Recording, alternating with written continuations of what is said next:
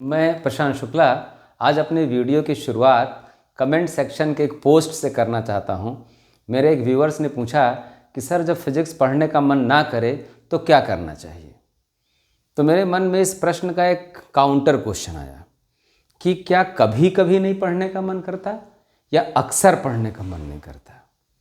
तो इन दोनों ही क्वेश्चंस के लिए एक कॉमन आंसर है कि इसका मतलब है कि फिजिक्स कुछ नखरे दिखा रही है। और इस नखरे का एक इलाज ये है मेरे बच्चों कि जो भी आपकी फिजिक्स की बुक है या नोट्स बुक है जिससे भी आप पढ़ते हो उसको आप प्यार से उठाओ और हग कर लो और कहो I love you physics, I love you too much, I love you physics. शर्तियाँ मानो कि उसके सारे नखरे ख़त्म हो जाएंगे। मम्मी कितनी ज़्यादा नाराज़ होती है, आप जाते हो हग कर लेते हो आई लव यू माई मॉम, ठीक, मम्मी के सारा गुस्सा मम्मी का ख़त्म हो जाता है। तो फिज़िक्स तो मम्मी से बहुत छोटी चीज़ है, ठीक है ना। तो आप इसको आजमाना और फिर मुझे बताना, ख़ास तौर से उस बच्चे ने जो मुझसे ये पूछा है कि सर फिज़िक्स कभी कोई पढ़ने का मन नहीं करता तो क्या किया जाए। खैर ये तो एक बात थी।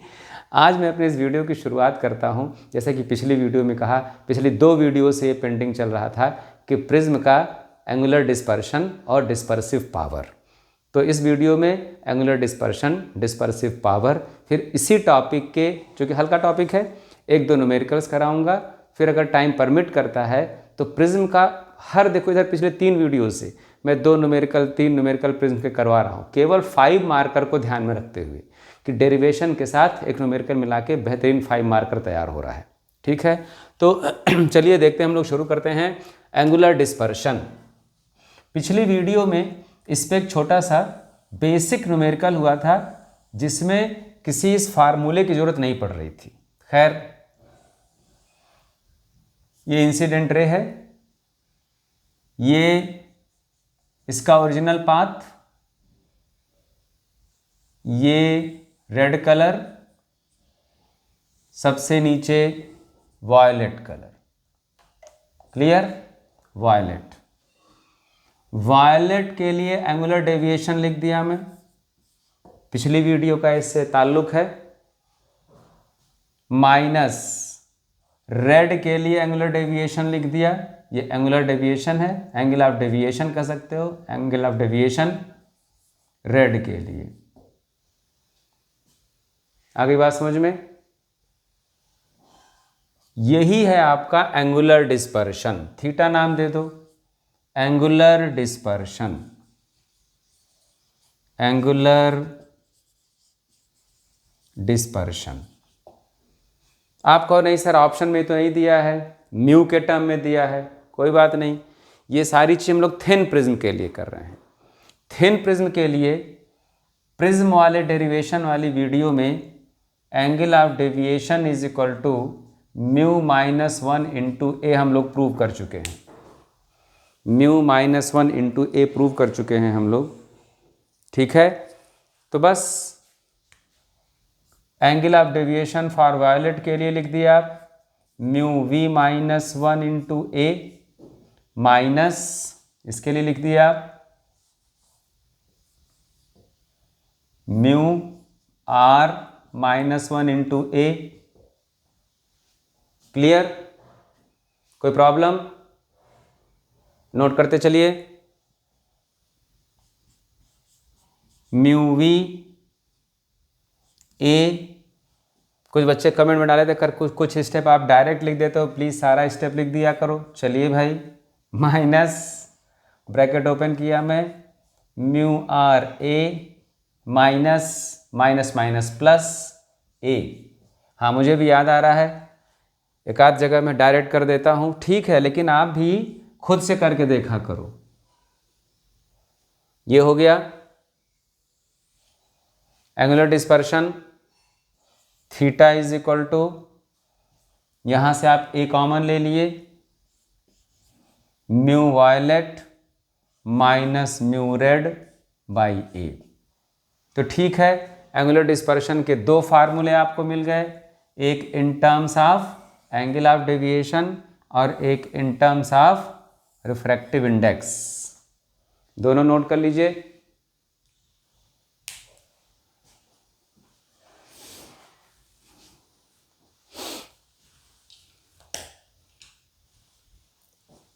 क्लियर? लेकिन अभी एंगुलर डिस्पर्शन तो हुआ नहीं, सॉरी एंगुलर डिस्पर्शन हो गया, ये एंगुलर डिस्पर्शन हो गया। अब हमको डिस्पर्सिव पावर देखना है। क्या देखना है? ये नोट कर लिया आप लोग। एंगुलर डिस्पर्शन हो गया, डिस्पर्सिव पावर। डिस्पर्सिव पावर को मोस्टली ओमेगा से डिनोट करते हैं, ओमेगा। अभी आप खुद समझ जाओगे क्या है ये क्या? Angular dispersion. ये क्या? Angular dispersion upon mean deviation. Mean deviation. कहोगे सर मीन डेविएशन क्या? देखिए ये इतना क्या हुआ? एंगुलर डिस्पर्शन हुआ कि नहीं? यही तो हुआ है ना। ये पूरा कितना मान लिया? 60 डिग्री, ये 20 डिग्री, तो ये 40 डिग्री। इन दोनों का हाफ, इसके बीच का हाफ कहीं जाएगा ना। ये हुआ मीन डेविएशन। ये क्या हुआ? Mean deviation. तो देखिए इसमें न्यूमेरिकल के लिए सिंपली है, फार्मूला आपको पता ही चल गया। ये दिया जाए, ये दिया जाए, ये ना दिया जाए, मीन डेविएशन। मीन डेविएशन नहीं दिया क्योंकि न्यूमेरिकल कराऊंगा मैं, कोई बात नहीं। मीन निकालना है आपको, इन दोनों कलर्स का मीन ले लो आप बाई 2। ये मीन डेविएशन हो गया। ये क्या हो गया? Mean deviation. बात आती है यूनिट की। प्रिज्म के डिस्पर्सिव पावर की यूनिट क्या होगी बच्चों? इसकी यूनिट क्या? एंगल है ना। एंगुलर डिस्पर्शन एंगल है, ये भी क्या है? एंगल है। तो नो यूनिट। डिस्पर्सिव पावर की कहीं डायोप्टर मत लिख के आ जाना, ठीक है? No unit, no dimension. मुझे लगता है कभी 1 मार्कर में एमसीक्यू में पूछा जाएगा, no unit no dimension. Angle by angle, angle by angle. Okay. इसका दूसरा फार्मूला देखिए। दूसरा फार्मूला, अभी इसकी वैल्यू क्या आ गई थी? Mu V minus mu R into A आया था ना, आया था। इसको मीन लिख रहे हैं आप, ये मीन है वास्तव में, मीन। Mean refractive. ए से ए कैंसिल कीजिए,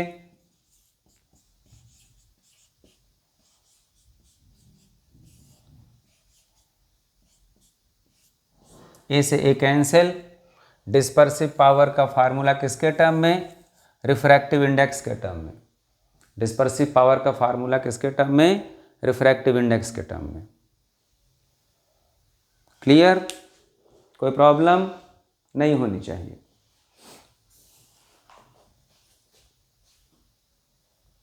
नोटेड? न्यूमेरिकल लिखिए एक सिंपल सा। प्रिज्म नोट करना है, नोट कर लीजिए, नोट कर लीजिए।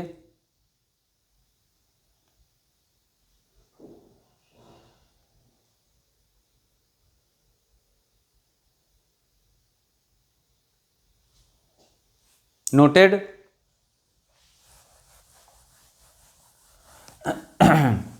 लिखिए prism with refracting angle.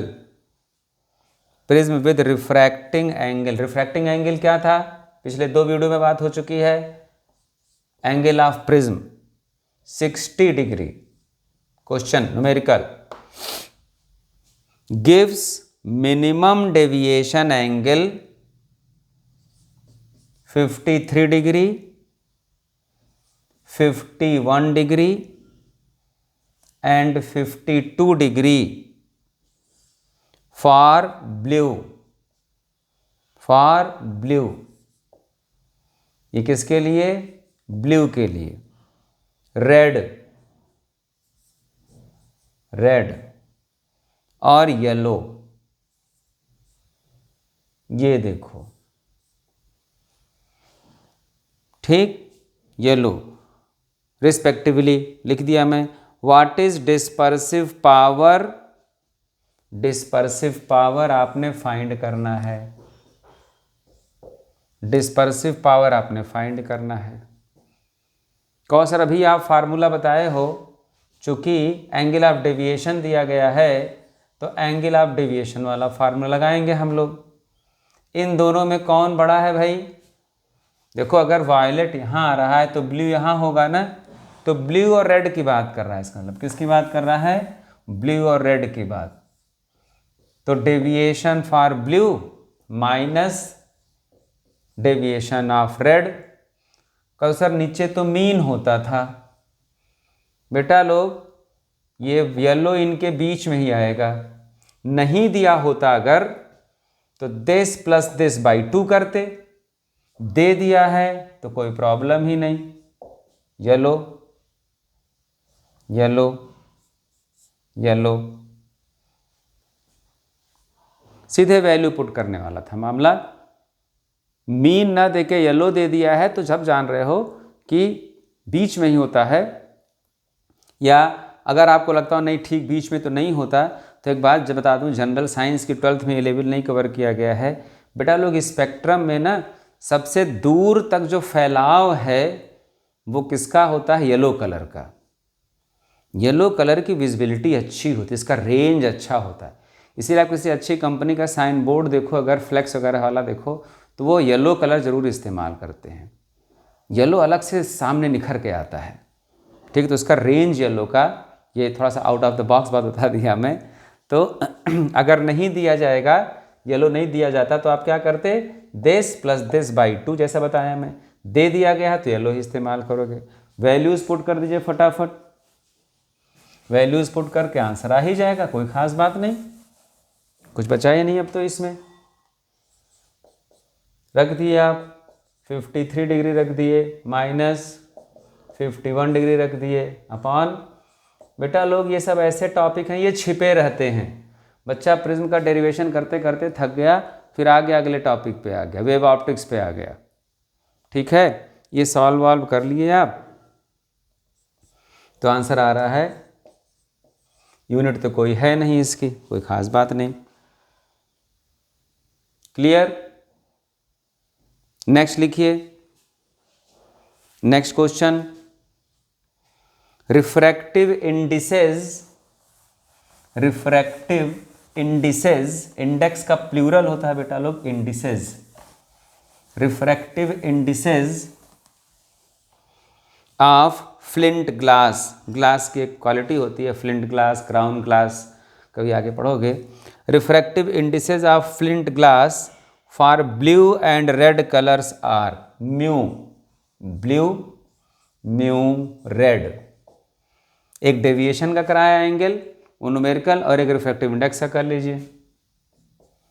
Mu B कितना दिया गया है?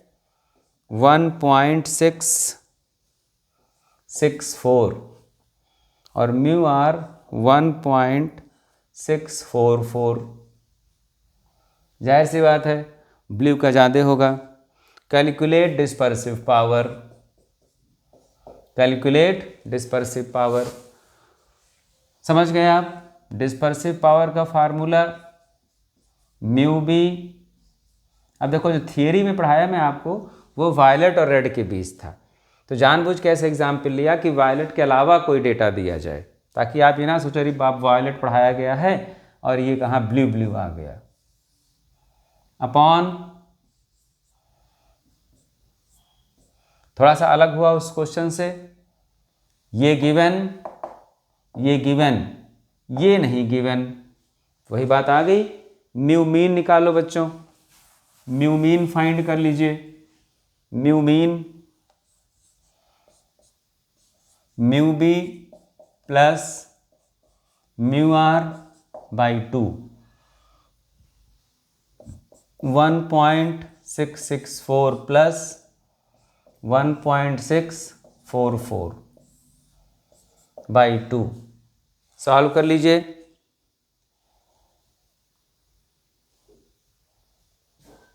ये वैल्यू आ जाएगी, ये वैल्यू मालूम, ये वैल्यू मालूम, ये सॉल्व करने से आ गया।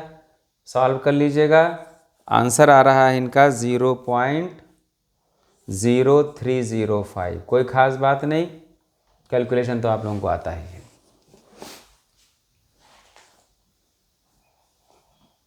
क्लियर है मेरे बच्चों?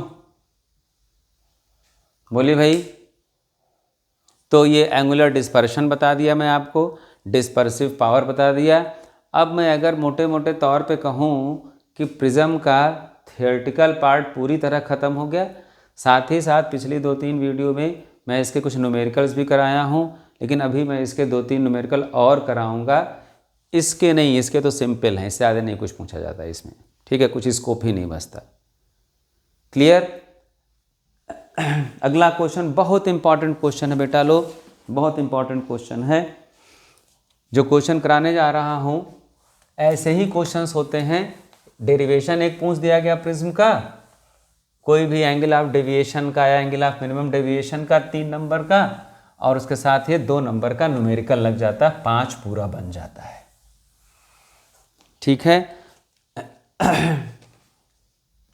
क्वेश्चन ये भाई कि प्रिज्म है,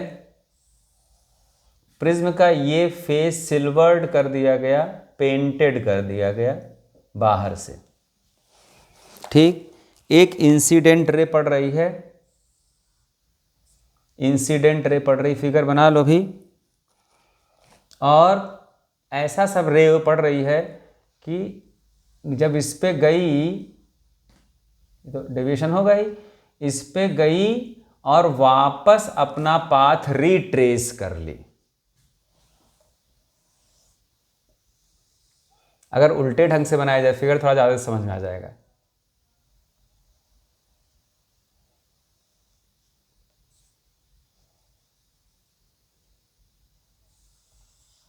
ये देखो अब फिगर ज़्यादा एक्यूरेट बना।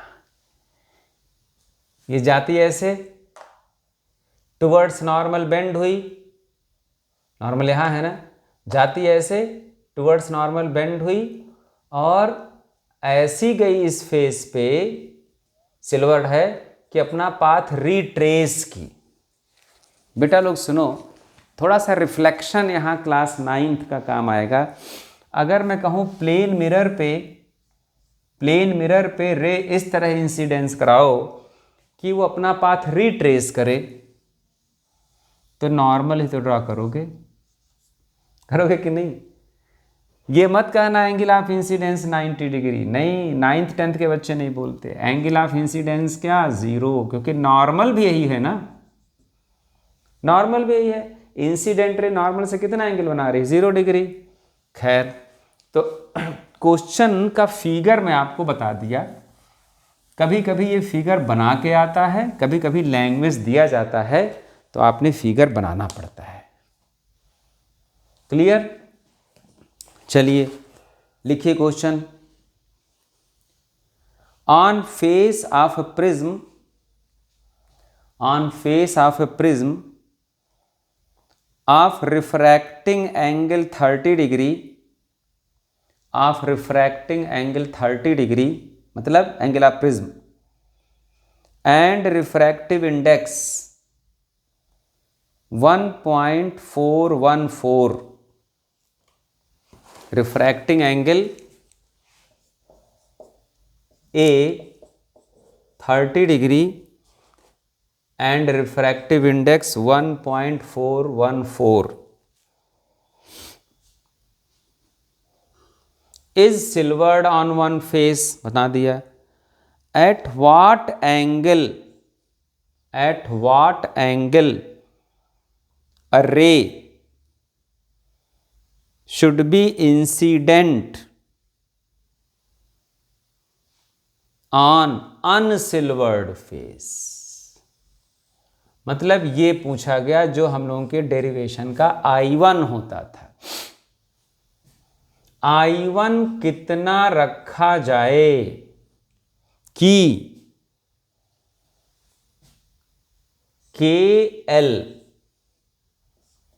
KL is retracing,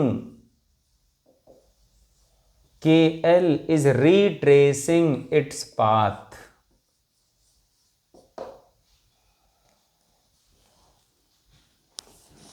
question repeat कर दूं मैं, कोई बच्चे लिखना नहीं चाहते हैं, लैंग्वेज लिखा कर इसलिए धीरे धीरे बोल रहा हूं मैं। There is a prism of refracting angle 30 degree, refractive index given 1.414. What should be the angle of incidence at the surface so that refracting ray, this refracted ray retraces its path from this silvered. वही dialogue फिर, numericals को टुकड़ों में देखो, numericals को टुकड़ों में देखो। सर यहाँ से तो मुझे पता चल गया यहाँ वाला जो एंगल होता था, फिर प्रिज्म की पहली वीडियो, ये प्रिज्म की तीसरी वीडियो है, प्रिज्म की फिर पहली वीडियो देखें। इस सरफेस पे जो एंगल ऑफ इंसिडेंस का नोटेशन था वो था R2। रोज बना रहा हूं मैं। ये था I1, ये था R1, ये था R2, ये था I2। I1, R1, R2, I2। तो यहां पे बच्चों क्या हो गया, R2 इज इक्वल टू 0 हो गया, और ये R1 है, ये दिया गया है 30 डिग्री का। तो sir R1 plus R2 is equal to A, ये शायद चौथा पांचवा न्यूमेरिकल होगा जहां पे ये यूज हो रहा है, पिछली तीनों वीडियो मिला के। R1 plus R2 is equal to A। Sir आपने बता दिया इस स्थिति को देखते हुए कि R2 क्या है 0 और A गिवन है 30 डिग्री, तो R1 क्या आ गया बच्चों 30 डिग्री। क्वेश्चन सोचिए फिर उसके बाद कीजिए, फिर ठहरे अच्छा क्या मैं कर लिया, क्या कहीं इसका यूज है। आ जाइए इस सरफेस पे। इस सरफेस के लिए आप लिख सकते हो mu is equal to sine I1 upon sine R1। Mu given है बच्चों 1.414।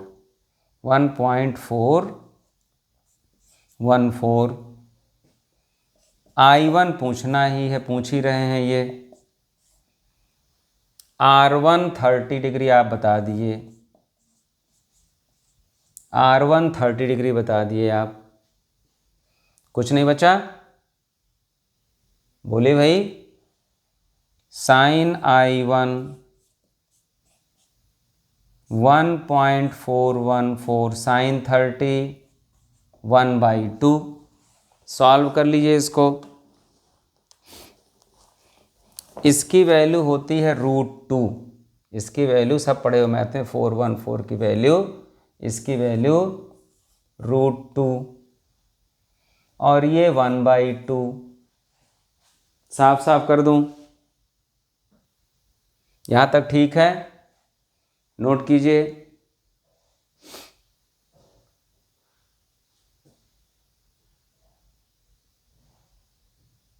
क्लियर? अगले स्टेप में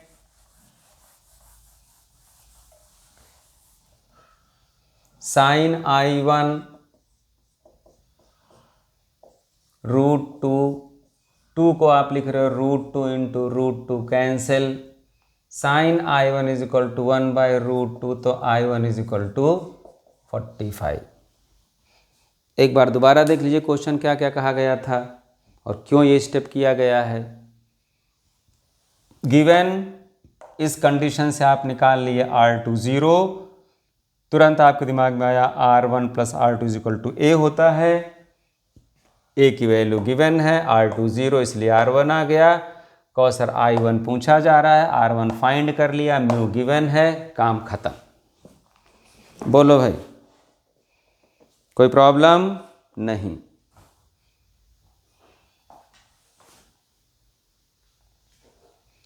क्लियर?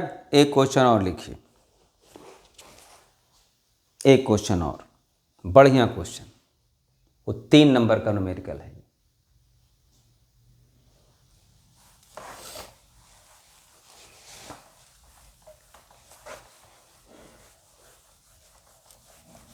3 नंबर का न्यूमेरिकल। 2 पार्ट्स है। Ray of light is incident on AB face of a prism, equilateral prism, equilateral prism shows minimum deviation of 30 degree. Calculate speed of light inside the prism. कुछ बोलूं second part कराने से पहले? बेटा अगर किसी medium का म्यू पता चल जाए, क्या बोला, किसी मीडियम का म्यू पता चल जाए अगर, तो उस मीडियम में स्पीड ऑफ लाइट तो निकाल लोगे आप, mu is equal to C upon V. खैर ये फर्स्ट पार्ट था कि क्या फाइंड करना है आपको, speed of light in that prism.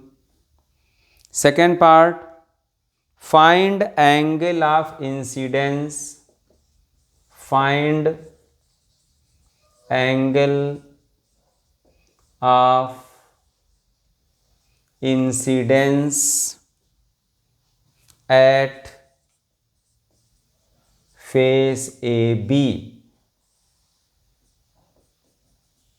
ये फाइंड करना है।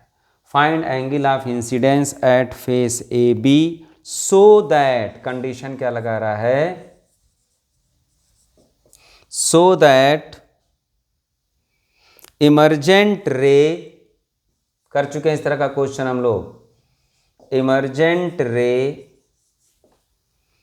ग्रेजेस, बहुत बढ़िया शब्द है, ग्रेजेस, गाय है खेत में छोड़ दी गई, पूरा वो खेत पूरा उसको खा के चर के बराबर कर दी है, ग्रेजेस, जमीन के बराबर हो गया, ग्रेजेस along the face, along the face AC, along the face AC। लिख लिए क्वेश्चन, बोलिए भाई। तो फर्स्ट पार्ट तो मैं बता ही दिया है आपको, ये गिवन है म्यू कैसे आए और ए भी गिवन है, रिकॉल करो, angle of minimum deviation given, A given, तो म्यू कैसे आए। अरे सर इससे आसान क्वेश्चन क्या हो सकता है, mu is equal to prism formula बच्चों, sine A plus minimum deviation by 2। अब फार्मूला ही नहीं याद रहेगा तो फिर कोई भला नहीं आपका कुछ कर सकते। आ गई बात समझ में? बस म्यू आ गया आपका, देखते देखते साइन ए की value 60 degree plus minimum deviation 30 degree by 2, sine 60 by 2,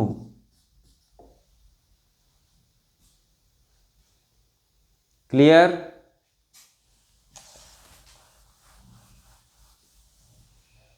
mu is equal to sine 90 by 2, sine 45 upon sine 30, sine 45 1 by root 2, sine 30 1 by 2, ऊपर गया, ऊपर गया, 2 को आप लिखे under root 2 into under root 2, एक कैंसिल, तो म्यू आ गया प्रिज्म का रिफ्रैक्टिव इंडेक्स आ गया √2,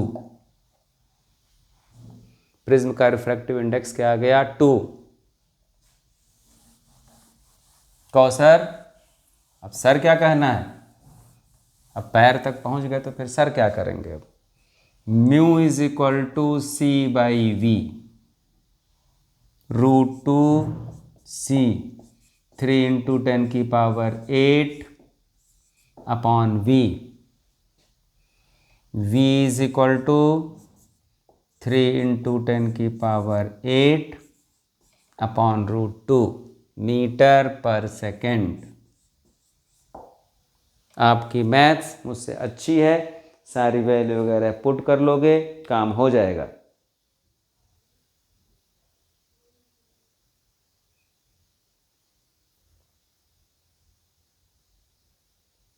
ठीक है, अब आते हैं हम लोग सेकेंड पार्ट पे। एक बार पढ़ लो आप लोग, बोर्ड से रब कर चुका हूं मैं, एक बार आप पढ़ लीजिए।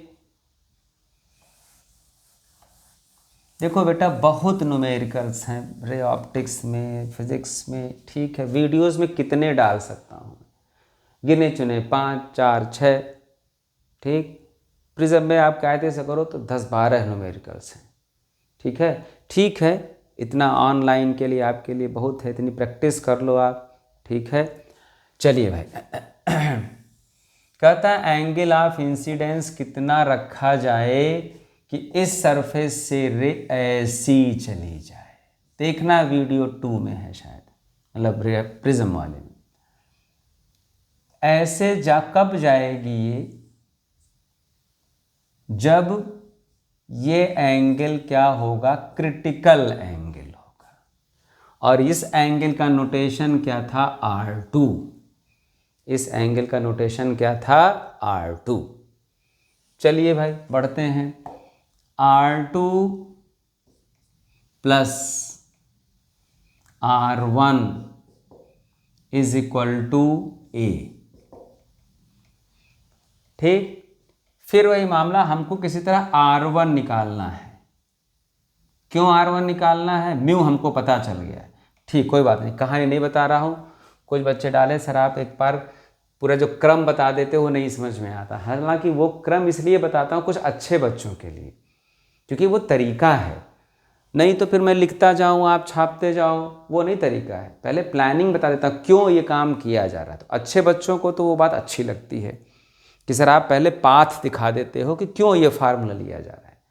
कुछ जो बच्चे बाद में पढ़ना शुरू किए हैं, घबराहट है, वो न्यूमेरिकल्स को अब कर रहे हैं, बहुत लास्ट मोमेंट पे करते हैं, ठीक है, एग्ज़ाम से 1-1.5 महीने पहले। ये अब इसलिए मैं कर रहा हूँ क्योंकि मैं ये वीडियो बना रहा हूँ जनवरी के मिड में बना रहा हूँ, ठीक है, तो इसलिए अब कर रहा हूँ। काफ़ी लेट होता है न्यूमेरिकल करने, ये रिवाइज करने का महीना होता है, ठीक है, हिम्मत आप करोगे तो। R1 plus R2 is equal to A given है 60 डिग्री। सर R2 अगर मैं निकाल लूं, पता चल जाए मुझको किसी तरह, तो केवल R1 बचेगा, और फिर I1 और R1 और म्यू गिवन ही हम लोग फाइंड कर लिए हैं म्यू, कोई बात नहीं। तो जिसको बात नहीं समझ में आ रही है उसको ये बॉक्स कर लो अभी, ठीक है, देखना कहाँ इसका इस्तेमाल होगा। मैं R2 निकालने जा रहा हूँ। देखो यहाँ क्रिटिकल एंगल का मामला आ रहा है कि नहीं, mu is equal to 1/sin आ रहा है बेटा, लो लिखो, भूल जाओ जो ये बात नहीं समझे, अभी आगे जरूरत पड़ेगी इसकी, फिर दोबारा बता दूंगा मैं। Mu is equal to 1/sin क्यों लगा रहे हैं, यहाँ क्रिटिकल एंगल का मामला है। म्यू है √2, 1/sin, क्लियर ये बात। तो sin c is equal to क्या हो गया, 1/√2, तो c is equal to 45 degree. और यही क्रिटिकल एंगल, यही हमारे यहाँ नोटेशन में क्या है, R2 है, ठीक। अब आ जाओ यहाँ, since R1 plus R2 is equal to A, R2 45 आप बता दिए, A 60 गिवन है, तो R1 इज इक्वल टू आ गया 60 माइनस 45, 15 डिग्री आ गया R1। म्यू मालूम है आपको, तो sine I1 by sine R1 is equal to mu से काम हो जाएगा। अच्छे बच्चे अपने आप आगे करना शुरू कर दिए होंगे, मेरा वेट नहीं कर रहे होंगे। इतनी बात आगे समझ में। क्वेश्चन कहता है ये ग्रेजिंग पोजीशन है, जस्ट टोटल इंटरनल रिफ्लेक्शन, एक क्वेश्चन कराया हूं मैं, जस्ट टोटल इंटरनल रिफ्लेक्शन। तो ये एंगल क्या बन जाता है, क्रिटिकल एंगल बन जाएगा। मेरे नोटेशन में, आपके नोटेशन में हम लोग पढ़ रहे हैं उसमें ये R2 है, तो यहाँ क्रिटिकल एंगल आएगा वो R2 होगा। Mu is equal to 1 by sine C से C की वैल्यू आ गई जो R2 है, since R1 plus R2 is equal to A, ये हो गया। बस since mu is equal to sine I1 upon sine R1 √2 sine I1 sine R1 sine 15 degree, cross multiply कीजिए,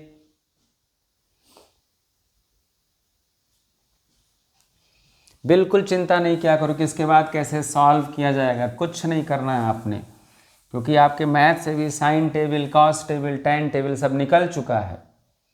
तो sine I1 is equal to sine 15, पूरा number मिलेगा बेटा लोग, तो I1 is equal to sine inverse sine 15 degree √2, answer.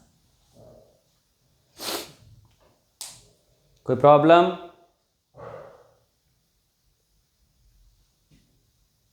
ठीक है, तो फिजिक्स कभी ख़त्म नहीं होती, लेकिन कहना पड़ता है कि हाँ बेटा देखो रे ऑप्टिक्स की, फिर मन में कुछ आएगा, अच्छे ख्यालात आएंगे, कुछ अच्छे क्वेश्चंस टाइम जैसा परमिट किया, क्योंकि इसके बाद मुझे वेव एक और वीडियो इसकी बनानी है भी, लेंस मेकर्स फार्मूले की। कुछ बच्चे डिमांड कर रहे हैं कि सर आप डेरिवेशन नहीं कराए लेंस मेकर्स का, बस उस वीडियो में ये कह के निकल गया कि ये पेपर मेकिंग फार्मूला है, तो सर प्लीज़ जो है डेरिवेशन इसका करा दो। बेटा वीडियोज़ रिमोट एरियाज़ में बच्चे देखते हैं, ऑनलाइन का यही को थोड़ा सा फ़ायदा है।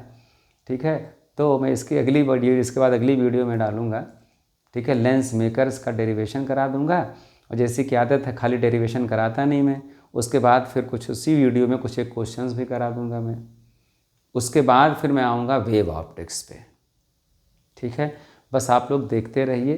ठीक है, और नोट्स बनाते चलिए, रिवाइज़ करते चलिए, सबसे इम्पॉर्टेंट चीज़। बहुत अच्छी लगे वीडियो तो सब्सक्राइब कर देना। ठीक है ना, thank you, take care, all the best.